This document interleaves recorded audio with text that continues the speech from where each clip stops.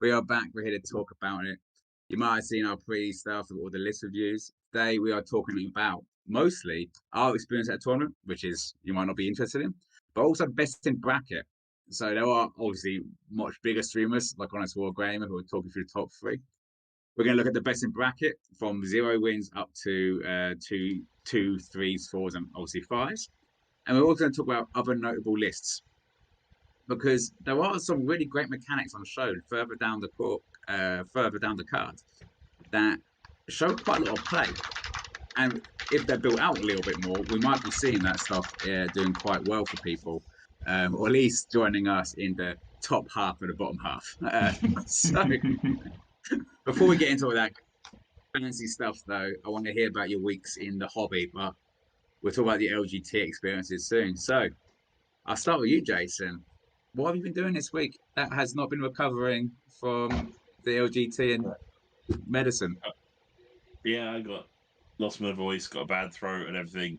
On the Saturday night, Sunday morning, I kind of lost my voice for the Sunday, and yeah, I'm getting better. What have I been doing? Pretty much the same as you saw a couple of weeks ago. Painting sharks. We'll go through my list in a minute. I took 6 sharks. I've decided 9 is the right number. So 3 more sharks. Well, you can't really see it, but 3 more sharks are on the way. So when you say nine is a number, do you mean 9 is a number because I can't fit more sharks into my list? It would be infinite sharks. There are ways, but I'm there only are allowed ways of 9. No, there are ways of getting 12 sharks. Yes. But the way I want to play the army, 9 sharks fit. Technically, I could take a single shark and make it 10, I suppose. No, 9 sharks, 9 sharks. I played an all shark list. I do not encourage more for all shark lists. I encourage them for the IDK players. It's a great move for them. But I don't encourage for people to play IDK players. Straight out to you, Paul. Have you had any Warhammer time this? Yeah, week? like the Monday afterwards, I found myself kind of like already on my kind of war scroll, working out what I wanted to change or what could change. Like I was using the London Grand Tournament to kind of almost finalize or final tech my list because I'm generally happy with how it came out, better than I was really expecting it would do. But it was just the idea that there was just 1 or 2 bits that weren't playing up to the standards I was expecting. So Monday, I did that. And then since then, I kid you not, if it's not been work and it's not been family, I've just been snowed under. And it's just like Warhammer's had to take a sidestep for a moment. And to be honest, after a weekend of intense gaming, it's like, yeah, have a couple of days away from it and then go back in. But, it's been good. It was a great experience. It was our second one, I think, Jason and I have been to. And it was a great opportunity to see how my army went, especially playing as Gits for once. But there you go. If that's not a symbol of excellence for Life About Half, you go to London GT to finalize the list. the most meta tournament. Like we're just gonna see how it goes. Well, we didn't take meta lists, but it was the intention that the list I was taking, I'd already tweaked it before after using it for Feuding the Friends and the other one-day tournament I went to, and I was like, okay, first opportunity to really trial it out. So that's where I went by the teching side. So it's not a meta list, but it's still an opportunity for me to tech it out before I hit the next tournament at the end of this month, actually. Yeah. Excellent. Yep. For me, I am the same. After the weekend, Monday, I looked at nothing that was made of plastic. It was hard using my laptop, but I was just done. Then I started putting this together. Started going for the list. Bought more corn because how else are you going to spend your money, right? Rent, bills, unimportant. Skull Reapers are important. Other than that, it's mostly been quite a calm week. I did go to see Kieran and James Linford, who had I work in a different town. So where they were playing, I went to say hello, dropped them, saw KO and Crawl Boys on 2 sides of the map. And I was like, I think I've overdosed on Warhammer. I just can't be looking at this anymore. No. But then I got a good night's sleep and I went straight back into it. So, into the London GT. I believe we have a slide deck. We do. Ready. Apologies, I'm about to click to the next screen, viewers and everything. I didn't have a chance to edit the thing, so fingers crossed it's already linked to the right screen. So here we go. It is! Oh my god, don't worry. Carry on, Michael. Carry on. Look at this. It's only taken us about 15 hours worth of streaming to be able to get the presentation going. What we've delivered. So yeah, here's what we're talking about, and here's what I'm going to be using as the YouTube thumbnail. If you see this at that point, we're talking about best in bracket notable lists. But as we say, it's not fair for us to go talking about other people's lists before we talk about our lists, because that's just polite and manners, and that's how we're all raised right, kind of. So the first person we're going to go to, Jason, you took your IDK to it, which should be the first slide. So, how's your weekend? What worked? What sucked? What's changing? My weekend was good. I won officially won one. After looking back on one of the battles I did, I forgot to add some points in, so I won 1/2. That's the way I'm saying it. It's the one of the asterisks. Yeah. Yeah, the most important asterisk there is. It meant that of the 3 battles I lost, well, 4 technically, it won, but the 3 battles I lost were all Seraphon. 2 of them were magic mortal wounds, which, if anyone knows IDK, we don't do ward saves, so they just take us off the board. And the other one was a Coatal's Claw list, which reduced all my damage down by 1. Well, all my big attacks are 2 damage, so it makes all my big attacks now my small attacks. So it really did neuter me a lot. Still was not a whitewash. I still took so much stuff off the board, like the Achenean King in 1 turn killed a Carnosaur. So that was always nice to see. He just walked in there, smacked him in the head, and the Carnosaur just taken off the board, done. What worked well? The combo of the Achenean King and the High King, giving High Tide to D3 or 3 units, but at 2 different times in the battle. So effectively, I could give Strike First. High Tide is Strike First, effectively. Yeah. I can give Strike First across 4 different turns out of the 10 in the battle. Because of High Tide, and then each ability, which worked really, really well. Tidecaster is good. Kind of, considering my whole army moved 14 inches, it moved 6. So by turn 2, it was at the back of the battlefield still. Everything else was at the front of their territory. So she always got left behind. Always. I forgot how much fun it is to play with sharks. Forgetting the new rules, which makes them incredibly dangerous. I forgot how much fun it is to have sharks on the battlefield. That's why I'm looking at adding a few more. What's fun about them? They're sharks. They go in there, do a little bit of damage, and then like the bites of them. You get extra attacks if there's wounds on the model. Basically, if there's blood in the water, it just fits them so nicely that they just work really nicely. Don't get me wrong, they're absolutely stupidly powerful at the minute, but that's not the point. I like them as sharks. Whether they nerf it or not, I'm still taking sharks. I just like them too much. And if the army's most powerful things, just yours are sharks. Yeah. That's how it is. The eels, I do really like the models. Didn't do as much as I would hope in the army. They're 20 points more expensive than sharks, and did probably less than 1/3 of the damage of the sharks. Okay. I do. So I've got no problem saying people this because it doesn't change my army at all. My new list will have 1 group of offensive eels, which have the mortal wound bomb on the charge. Yeah. Which can clear 1 wound units. Yeah. Like 40 grots it did it against.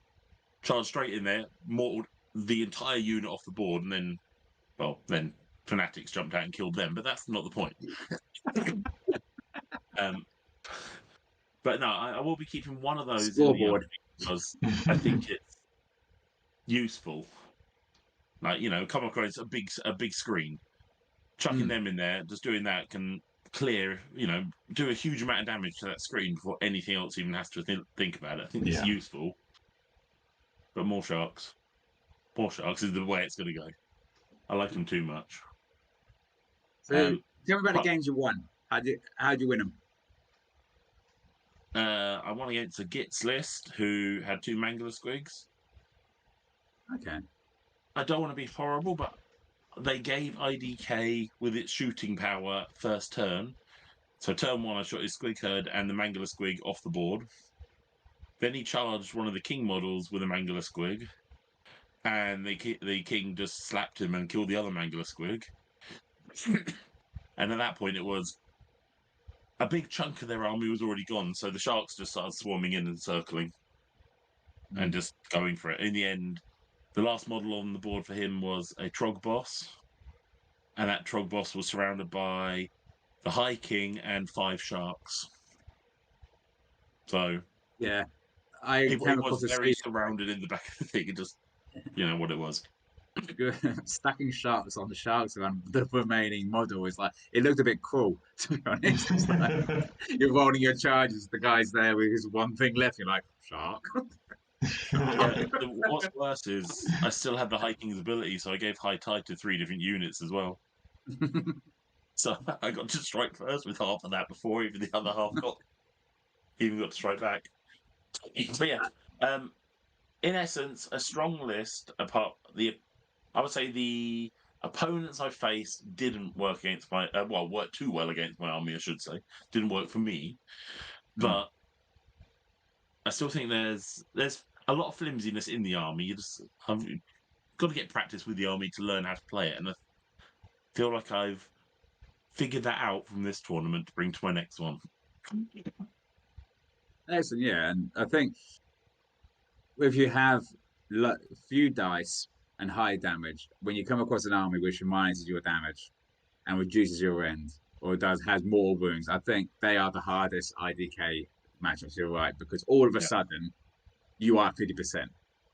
Like take away everything else, like your output is halved, and if you got, as you say, what you have here, I don't know, 12, 13 units. That's a tough stuff.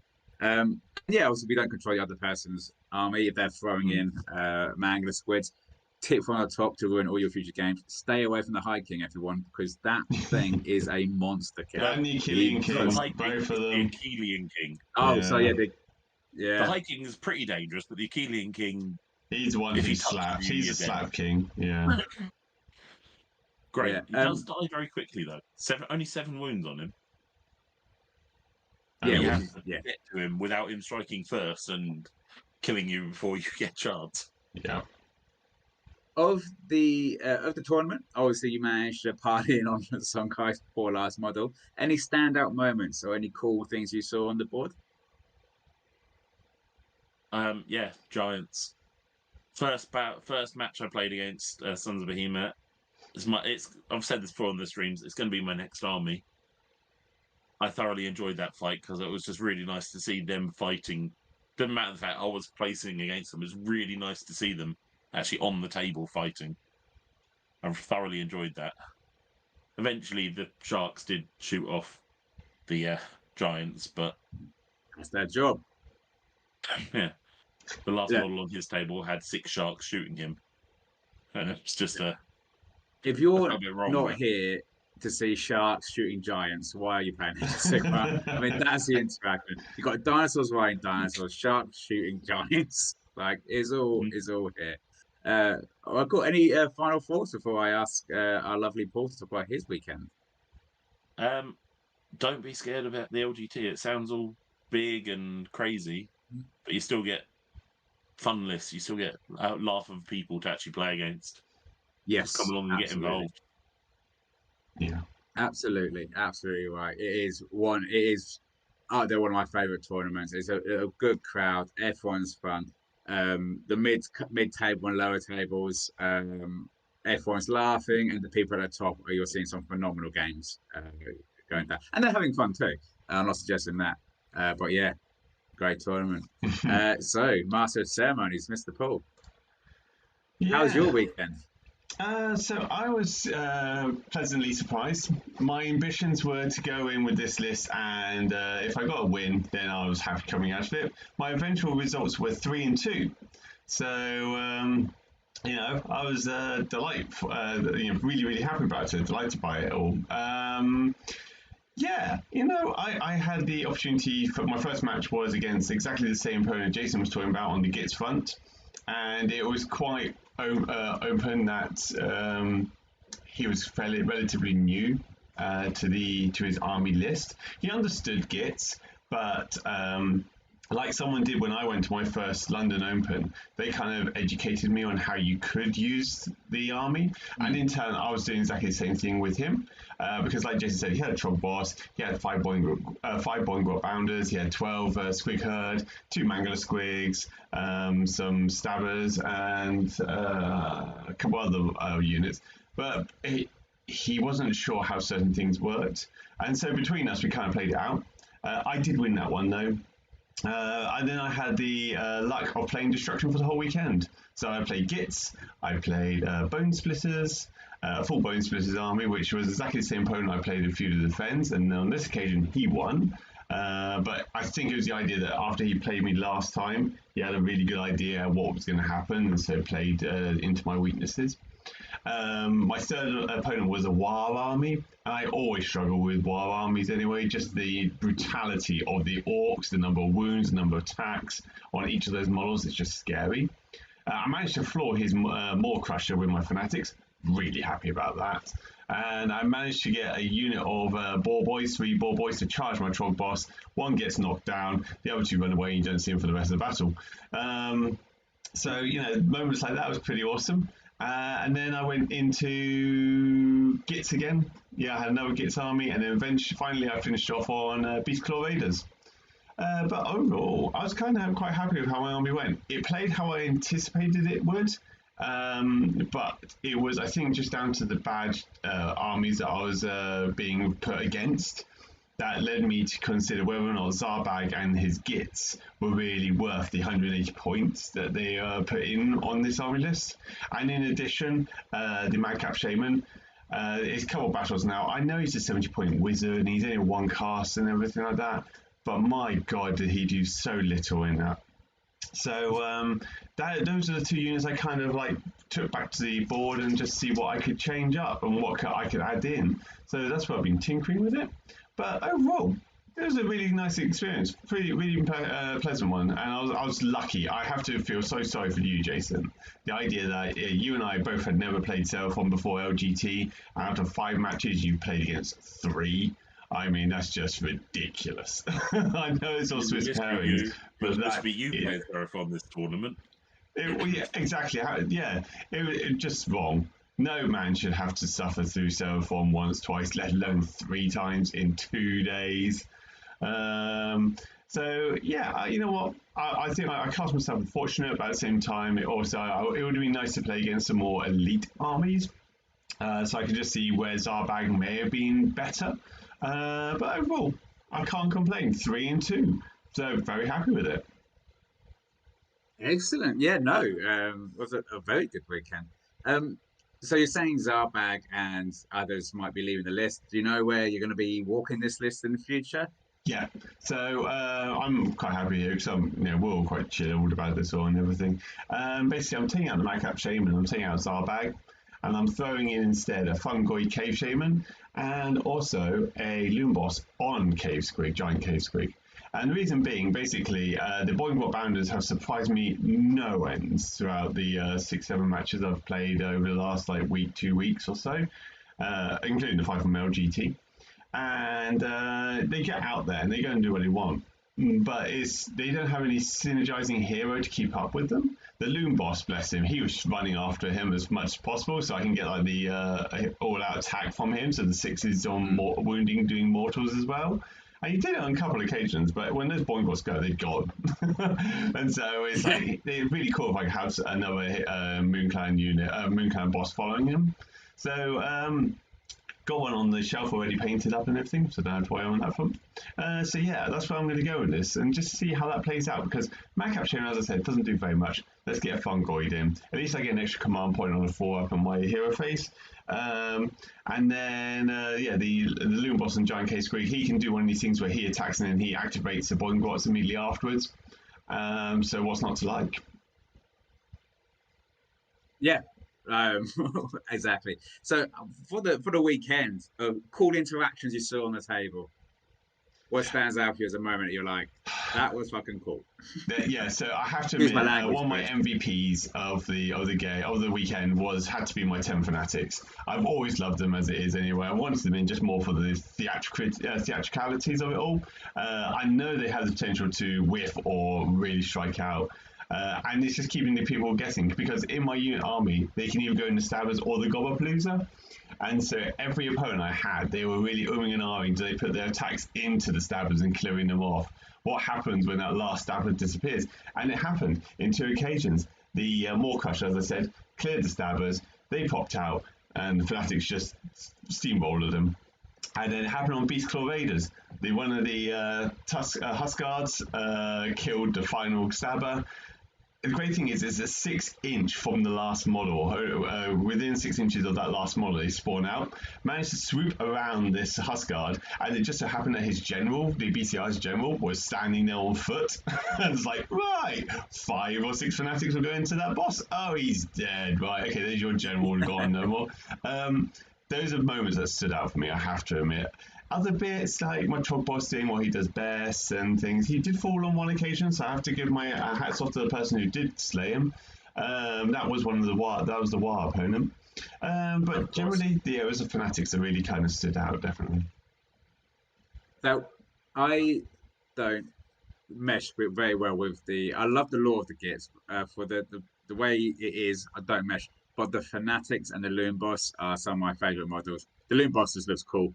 But those Fanatics, it's when you roll those first dice and it's like 42. What? 42 attacks. And now we're going to go for the rest. There's a great and they are just a bit of it's one of those nonsense things like, I had the opportunity to synergize my army so well on several occasions, like either when the Boingbots went out or, more importantly, the Fanatics, and that Loon Boss was just in the perfect position. It's like all-out attack on my Fanatics. Yeah, now they're hitting on 3s, wounding on 3s with 6s doing mortal wounds, and then after -2 rend, which is normally, at one point I had them up to -4 rend because of Moonface Vomit and Fellwater Vomit.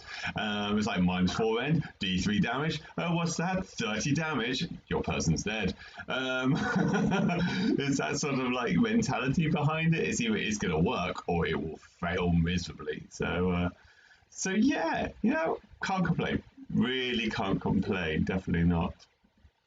And what you say there is one of the best parts about Age of Sigmar in general. And I'll talk about a particular moment I had where, mine did fail, but stuff can fail. But if it hits, it's just everything, the stars align, and it's just amazing to see it all go off. And I'm really glad you got to have those moments. We all get to have those moments, but yeah, seeing your Fanatics run around and then they see someone, they're like, him. That guy there, he's getting Fanatics. It's all about the timing. Yeah. This game is, isn't it? So 3-2. Yeah. I think 3-2. Great result. Very It'd happy. be really terrible if someone pipped you on the rankings by 1 place. Well, who can that then be, Michael? Shall we talk about your army, shall we? Yeah, let's talk about me. Let's talk about your army. How let's did talk about you other do, people's Michael? stuff. I'm not here for that. Yes, so I had a when I take Khorne, I set myself as a 3-2, as in I want to be achieving a 3-2 in it. So I'm pushing for a 4-1. I learned a very, very good lesson, which I'll talk about. Which in my first game was with the Bone Splitters. Gitli has said he had to fight the 12 Sharks. Me too. I had to fight 12 Sharks as well. That was fun. But a big lesson I learned came from Elson, which obviously I spoke to you about, and I'll give two people who watch this. And it would probably be a conversation I look for us to have on this when we do a more eclectic stream about how much information do you give your opponent? about your army. Because me and the guy spoke about this. He would have no issue me sharing it. There was a moment where he was about to charge in all his things, his bonus splits into my corn. And if you do that, I get strike first across, and it is a game-changing move. And even when I said to him to remind him, like, just so you know, you'll regret this charge. I said to him, like, this ruins my game. I'm done now. Because I feel bad, like, you go in, I don't want to be like, gotcha. You know, because there's no worse way of getting a victory than being like, didn't remember your thing. not even that. Like, you didn't remember your list. It's not that you didn't forgot your list. You forgot my list, which you never play.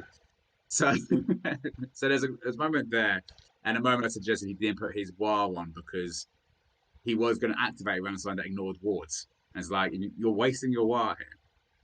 So I left that game and I was like, it's so hard playing Khorne because you don't want to be that guy and like you've got so much going on.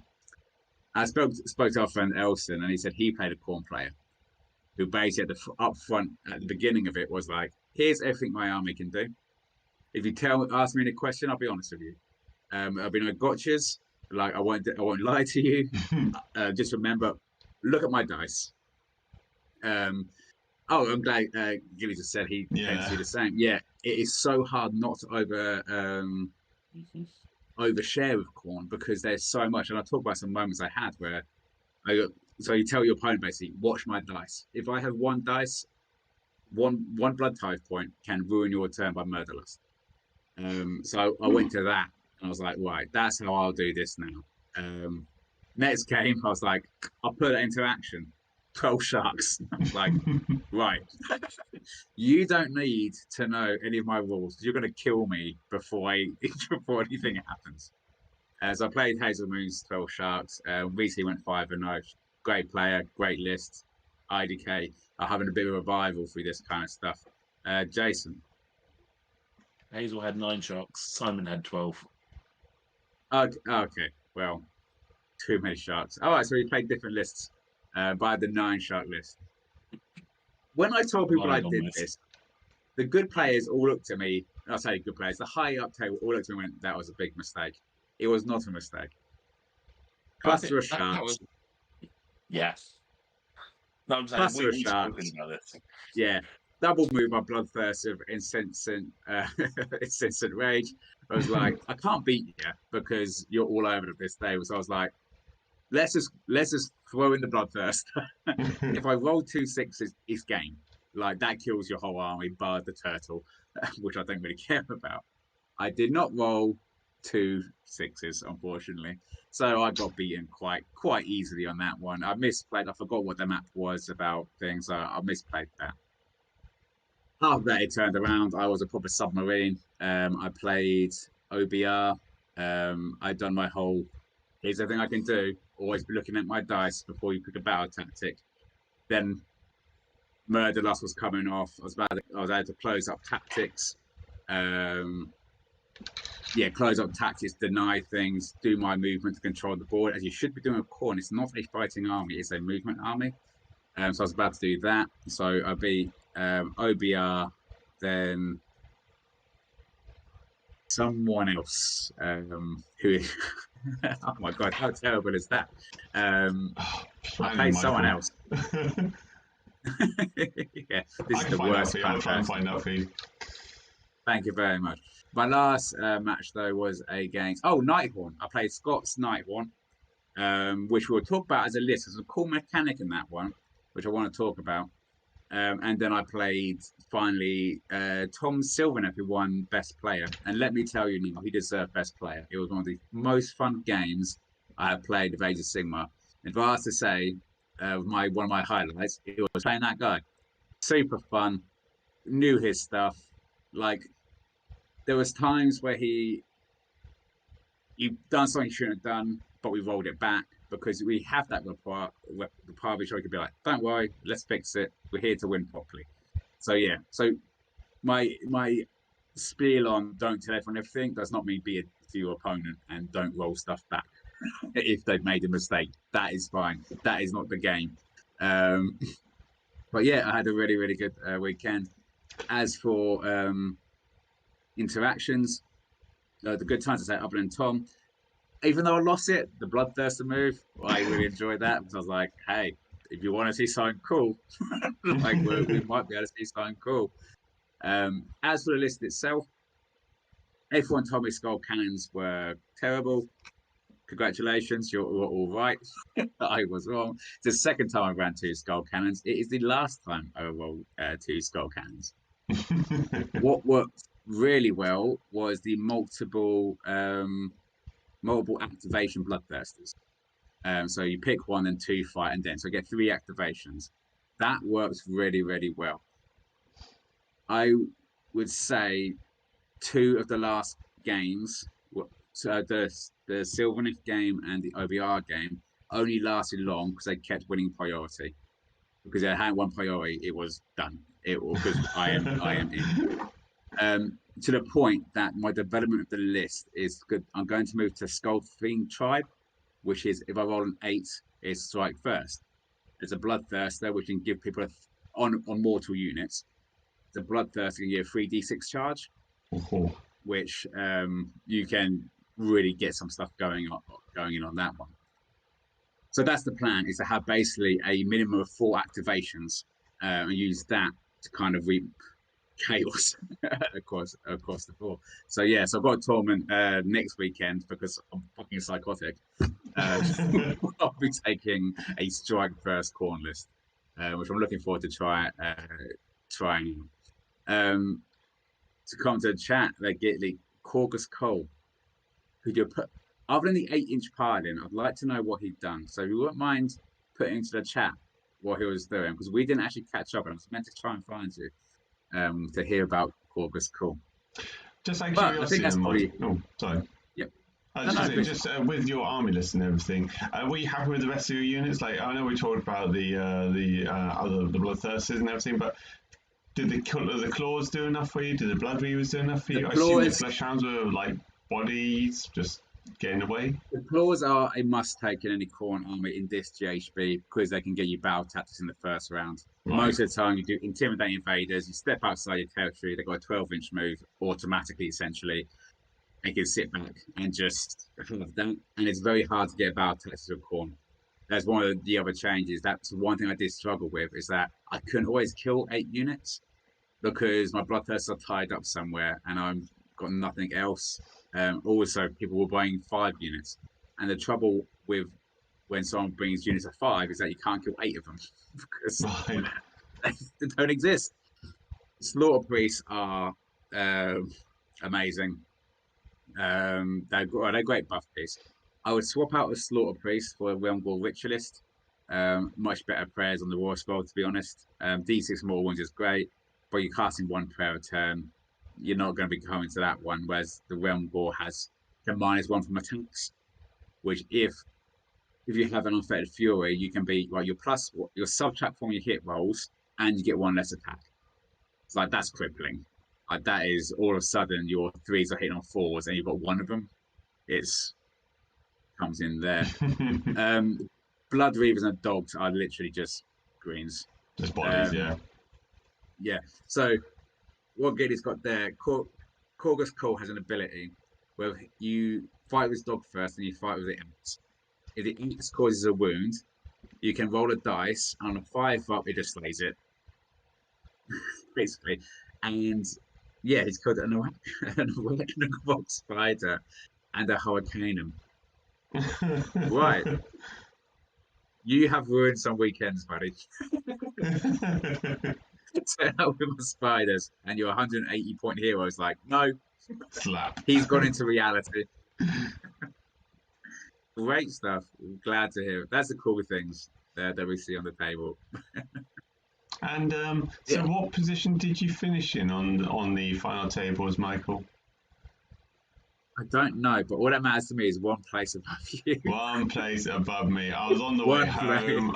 I was in the car, saw the final results come up, and Jason heard me swearing. I was like, what are the chances? They were talking about 1 point or something like that. Yeah, we're going to have to change the name of the show to Live from the Mid-Tables. From the Mid-Tables, yeah. Jason, all this sorry, mate. Success will happen. I'm much further down. Much further down. Well, that's because you didn't count your scores. Yeah, that's true. Yeah, Yeah, that is true. that was my Yeah, fault. like you don't want to be wouldn't listening make to the much film master of the world. difference. Listen to us. Right. Right. Just So seeing what yeah. Daddy was So just saying, yeah. yeah. Killing Frenzy, which is the move. The murder lasting it all. I went. All right. So he's basically moving about 16 foot to go kill something else. Nice. Yeah. Nice. Right. I will be. I've got some gore tie lists with him in there because I like you get bonus to the gore tie with him. But I'm looking to get a few more after Warhammer. I'm getting some casual games in, and I just want to take stupid stuff. Like I've got Scar Blood Wrath, I've got Skull Grinder on the way. I need to take the fun side of corn a little bit.